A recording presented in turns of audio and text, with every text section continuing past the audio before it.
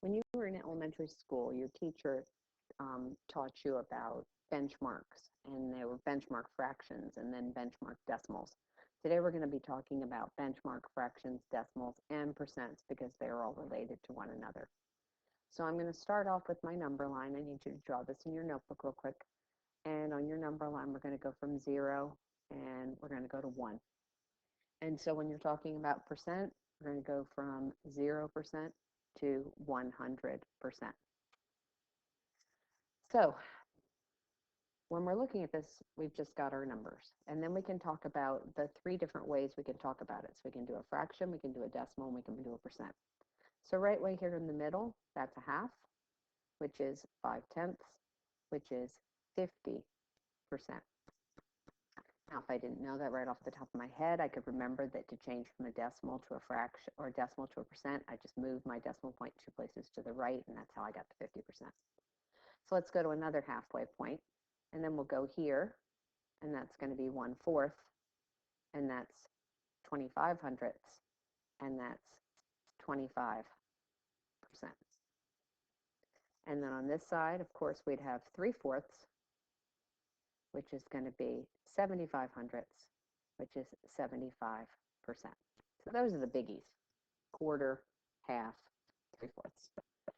And then if we think about what these are, and if we were to make a common denominator, and let's say we did a common denominator of 8ths, well, then we could add in 1/8, 2/8, 3/8, 4/8, 5/8, 6/8, 7/8.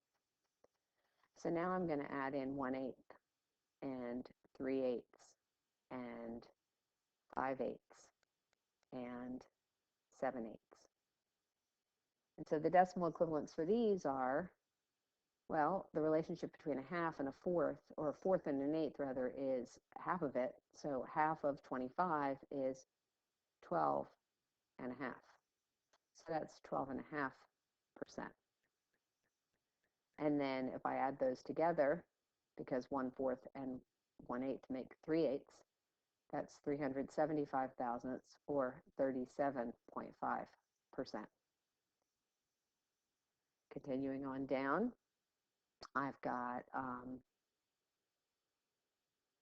625 thousandths, so that's going to be 62.5%. And finally, 875 thousandths, which is 87.5%. So those are some of the benchmarks that you should be able to just remember out of your head. So let's go do a different one. And so we're going to put another number line on here. And we're going to go once again from 0 to 1 and 0% to 100%. And let's say instead of doing fourths and eighths, we change and we do tenths. So we've got 1/10, 2/10, which is a fifth, 3/10, 4/10, which is 2/5, 4/10, or rather 5/10, sorry, 6/10, which is 3/5, 7/10, 4/5, which is 8/10, and then 9/10.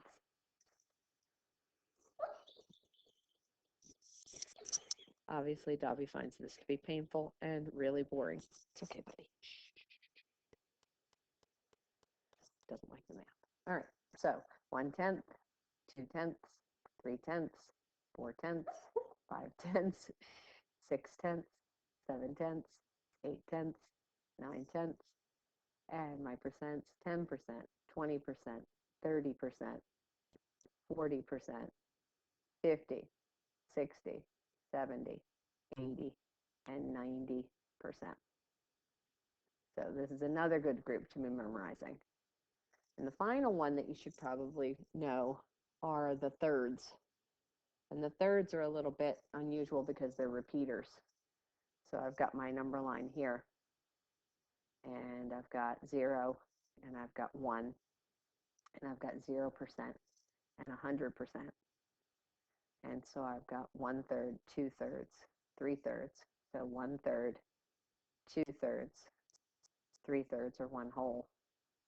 And then if I were to do my division, and all fractions mean divide, 1/3 is a repeater.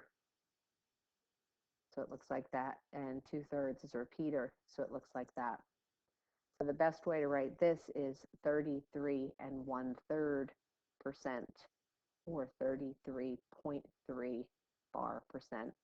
This is the preferred way to write that. And then this is 66 2/3%, which is 66.6 bar repeating, but this is the better one.